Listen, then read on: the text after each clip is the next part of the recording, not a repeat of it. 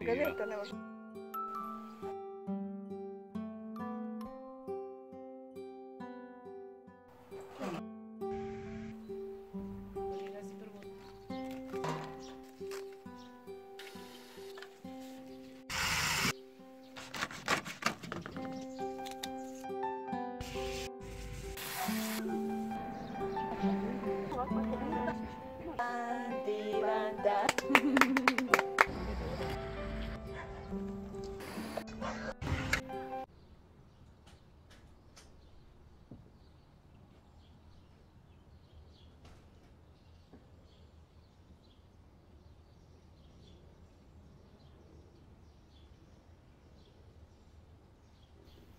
Danas je osvanuo divan, malo hladniji dan nego inače ovih dana.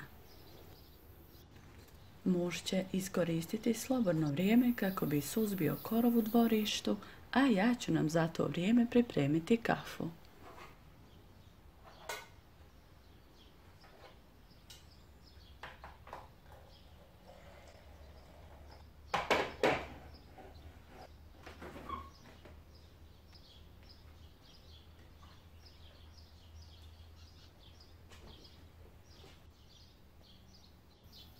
Iako je ovog jutra malo hladnije, danas i narednih dana su najavili veoma visoke temperature, neobične za našu zemlju.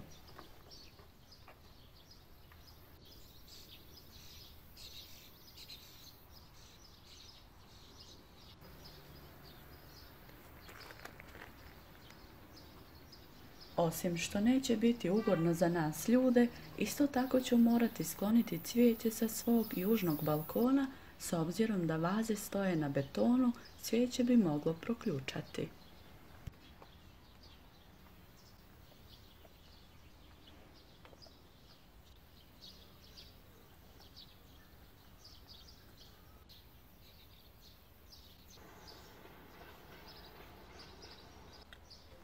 Danas je također našem sinu divan dan, no već odavno on ne želi slaviti na neki poseban način sa drugarima ili nešto slično.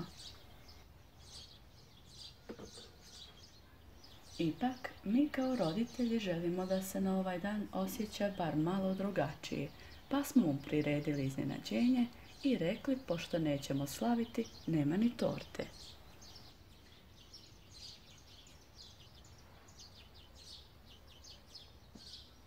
On veoma voli slatko i sve deserte, tako da mu to i nije bilo drago čuti. Naše porodice i mi smo uvijek praktikovali običaje jedni druge za rođendane. Vremenom, proširenjima porodica se to smanjilo, no i dalje se sjećamo na neki prigodan, skroman način, ali tome niko od nas više ne pridaje veliki značaj. Jer, zaista, zar mora biti neki poseban dan kako bi obradovali svoju porodicu i sebe?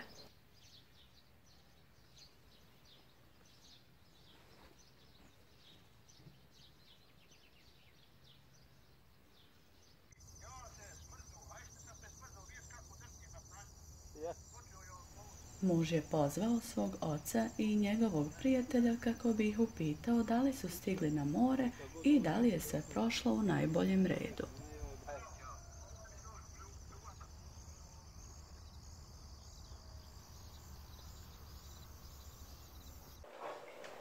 Za sastojke u tortama sam koristila ono što sam imala u kući. Nisam pravila po receptu, tako da recept baš i ne mogu podijeliti sa vama.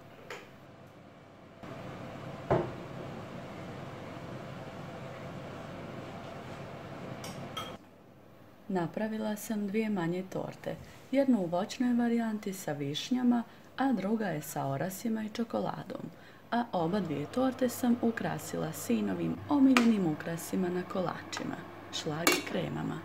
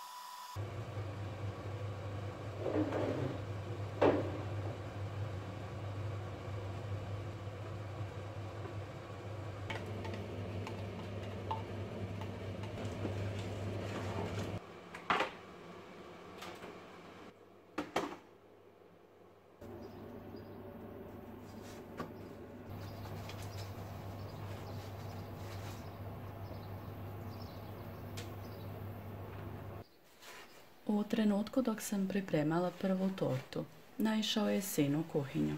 Zaleđene izraze lica sa otvorenim ustima smo imali oboje na kratko. No onda je sin rekao: ali dobro, mama, iznenađenje je uspjelo. Ja tortu nisam očekivao. Zamolila sam ga da ne ulazi više u kuhinju, kako bi bar finalni izgled bio iznenađenje za njega.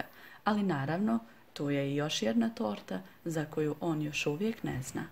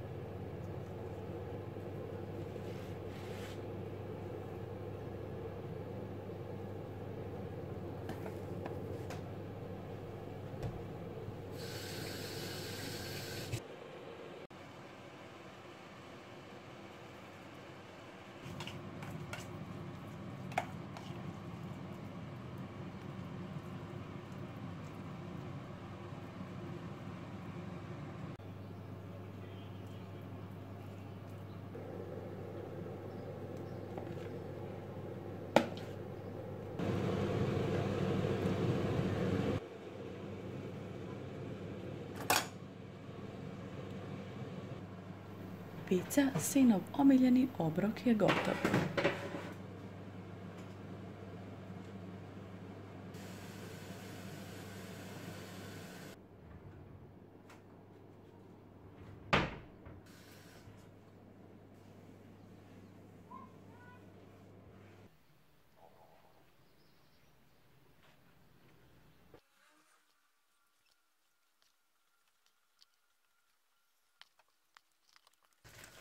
Petit keks je sinov omiljeni, pa sam ga iskoristila i za tortu.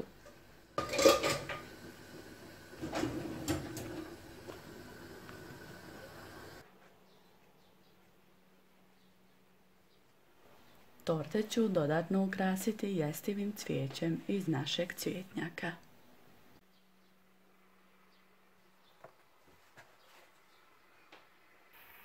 U jednom od prethodnih videa sam spomenula koliko je stara tradicija ukrašavanja kolača jestivim cvijećem. Poznato je da cvijeće pozitivno utječe na raspoloženje, a pomaže i u radu nekih dijelova organizma. Ono što trebate paziti je da vaše cvijeće ne bude iz cvjećarnice, nego uzgojeno prirodno kod kuće i što je najbitnije da je na spisku dozvoljenih biljaka, jer ipak postoje i one otrovne.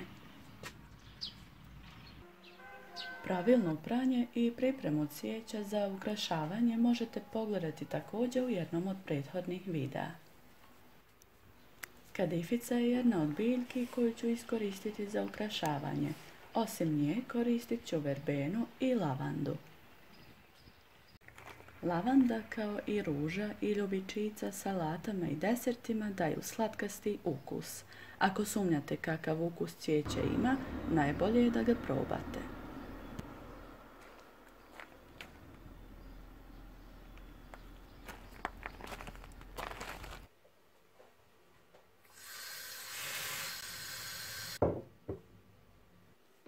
Kadifica je poznata po svojim antigljivičnim svojstvima i često se koristi za brže zacjeljivanje rana.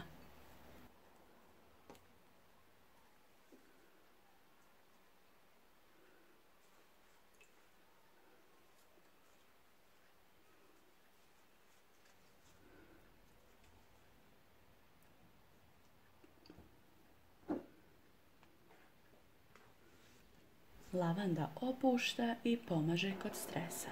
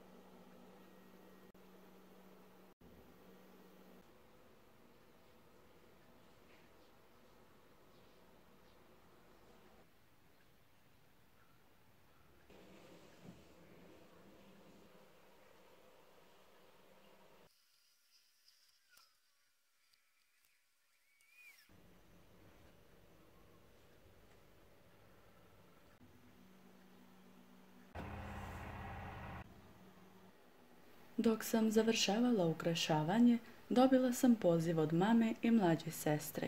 Žele nas posjetiti.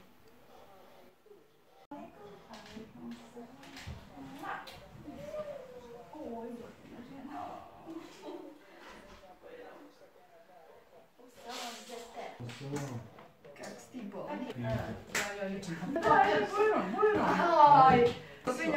Šta ima za te?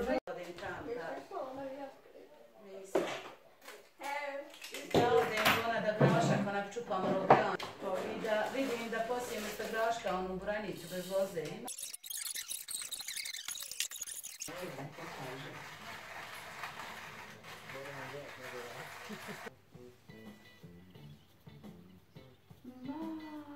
Kako je divno, kada ste to radili? Prek radimo po onaj nit. Pa ne pričate.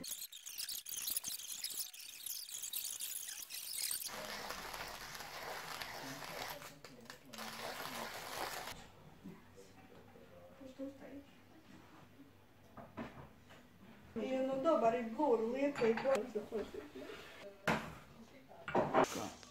Znaš da mi tako uvijek pijemo. A znaš kako ti viš ono kad se ti... Šta ćeš snimat? Svi s profesionalnom kamerom, slikom. Narod onaj upoređuje. Ja sam skontala neki konji, da bi neki je, kad malo gleda ono banatko. Neki dan što sam pila izašao sok, bravo, od malina. Ja? Više je dobar. Malina i još, i limun, malina i limun. Osvježavaju. Ja, znaš kako mirisan od prijatelja nema. Ajde, Gleda nešto ono jede tam te. još održali ga. U kući je već postalo nepodnošljivo toplo, pa smo brzo izašli van, a moja sestra je napravila divne snimke iz zraka koje ste mogli vidjeti u prethodnim videima.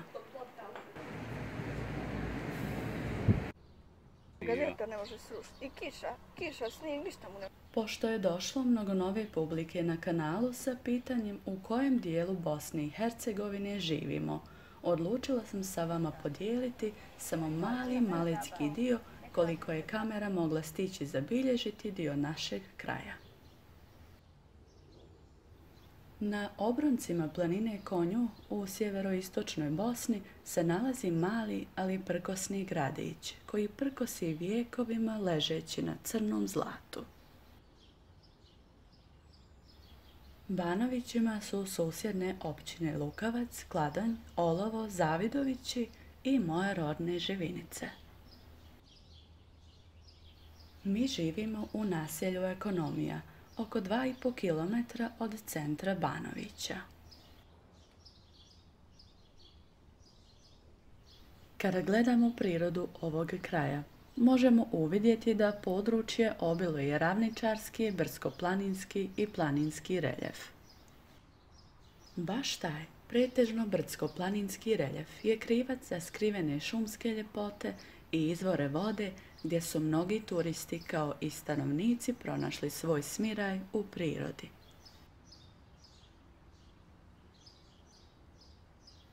Cijelo područje je obuhvaćeno rijekama, rječicama i potocima.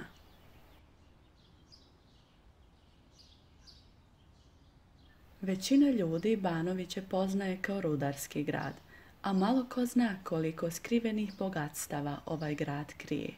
Mrki ugalj u ovoj općini je bio razlog za izgradnju pruge Brčko-Banovići za vrijeme Jugoslavije, gdje je nekada prolazio poznati voz Ćiro. Ono što je zanimljivo je da Ćiro još uvijek živi i ima svoju funkciju u Banovićima. Turisti i stanovnici, ako požele, mogu iskusiti vožnju Ćirom, popularnom parnom lokomotivom.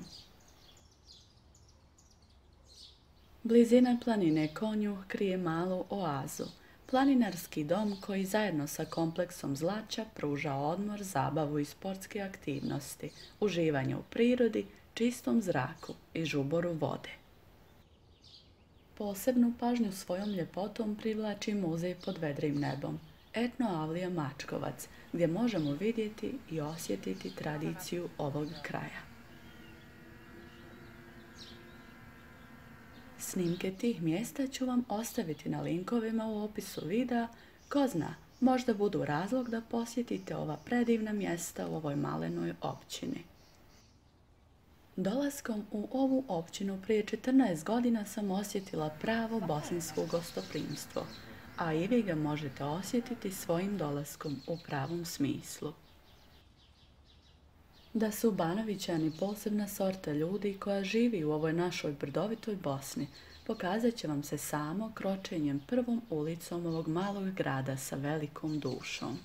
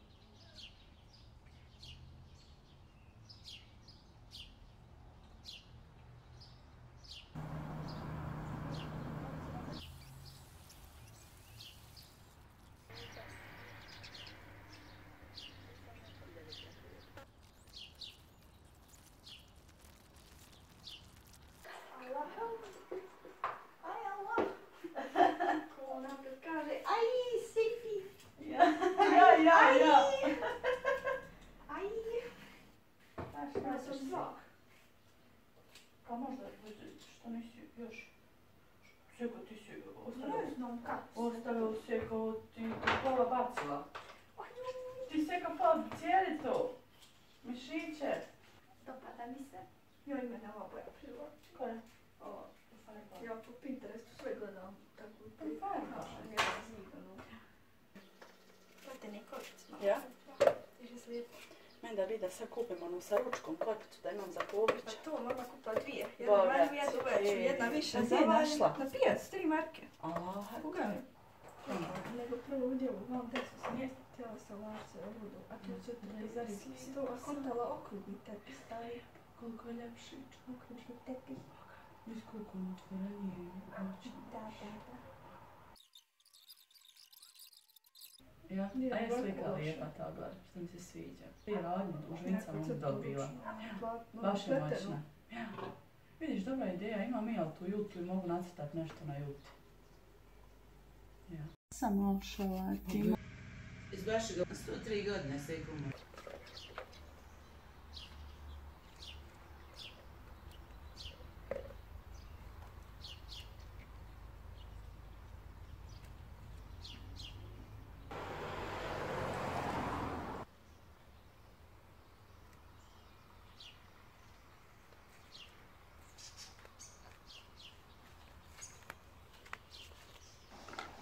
Danas sam imala malu pomoć u snimanju svoje mlađe sestre.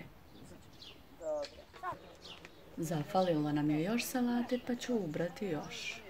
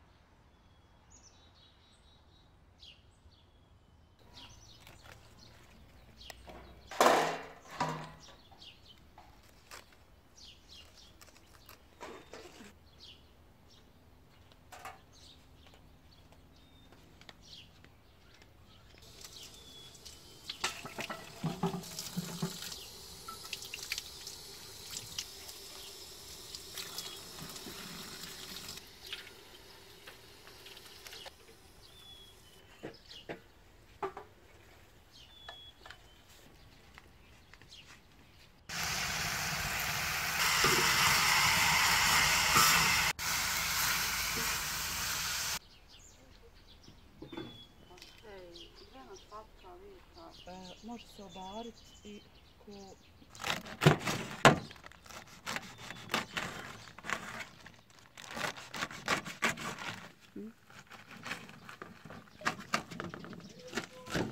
Malo tebe to na telefonu. Video. Ne želim ja sad ovo...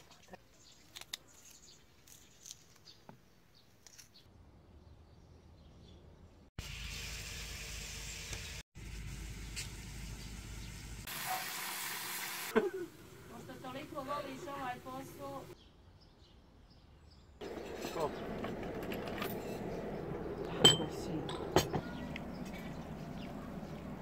Koliko je bila ta... Ovo sam ja. Napravi ono gdje?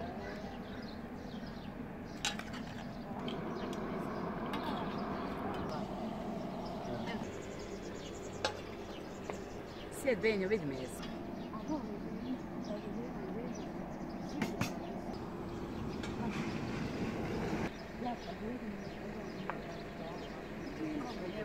Djetu, nasako sam ti te naučiti.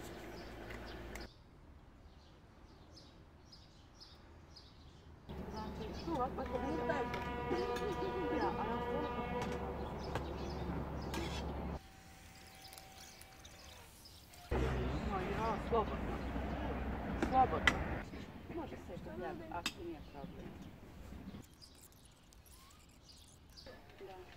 Oj, Bože, sjeti mene.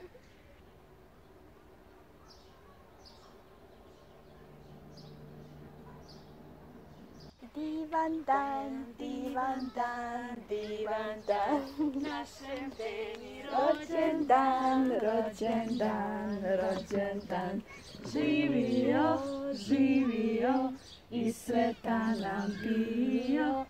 Živio, živio i sretan nam bio.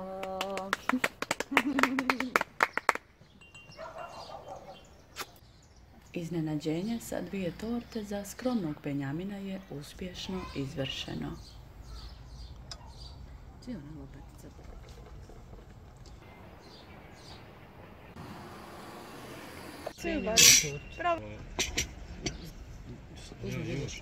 Bismillah. Yummy.